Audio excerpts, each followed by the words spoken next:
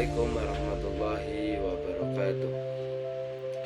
Perkenalkan, nama saya Muhammad Abdul Latif Jalaluddin, nomor induk 24011111517. Saya mahasiswa dari Universitas Islam Tribakti Lirboyo Kediri, kelas ekstensi program pendidikan agama Islam, Fakultas Tarbiyah dan Keguruan.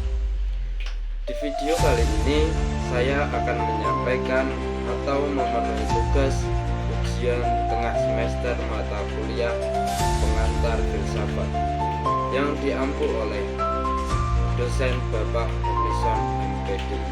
Di sini saya akan menyampaikan tentang filsafat, yaitu perkenalan dengan filsafat.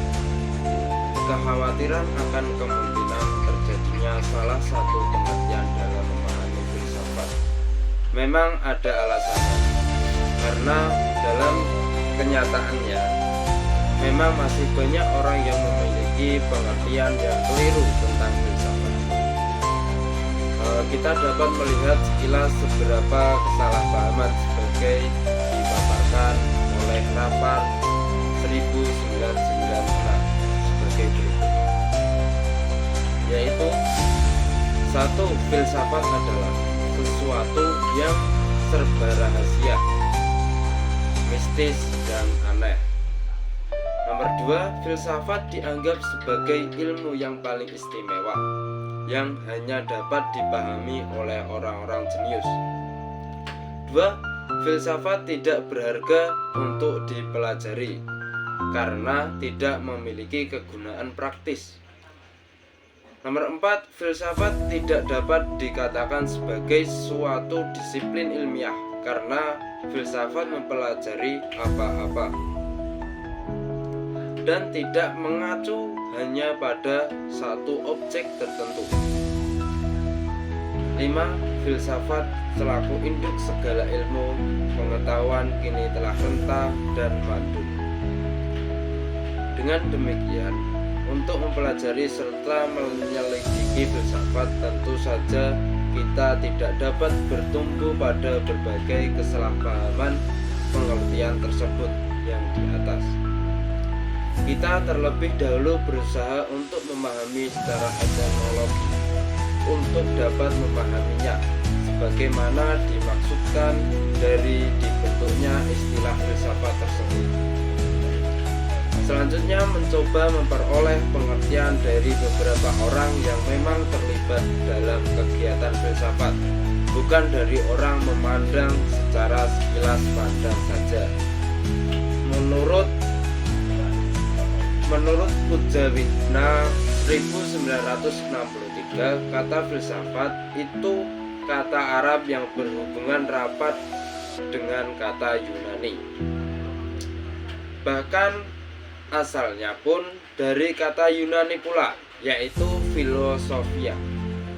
Kata filosofia merupakan kata majemuk yang terjadi kata philo dan sofia.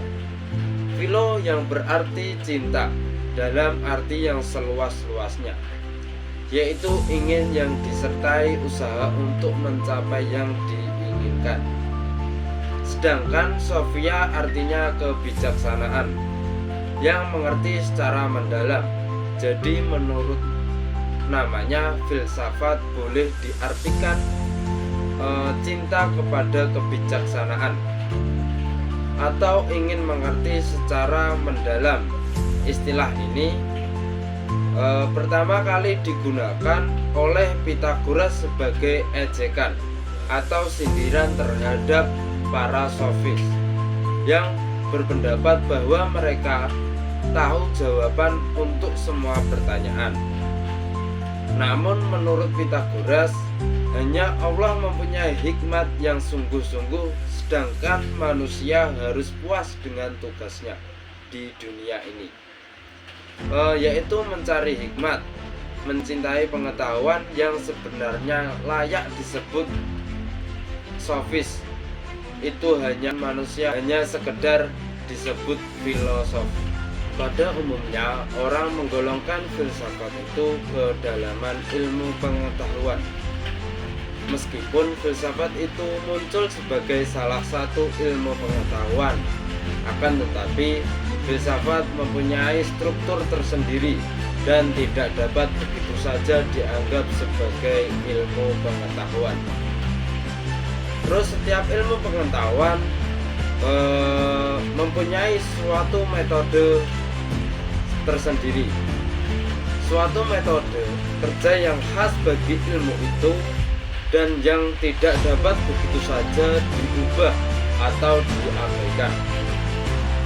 Filsafat berlainan dengan ilmu pengetahuan karena filsuf tidak melarang penggunaan satupun dari sekian banyak metode untuk memperoleh pengertian.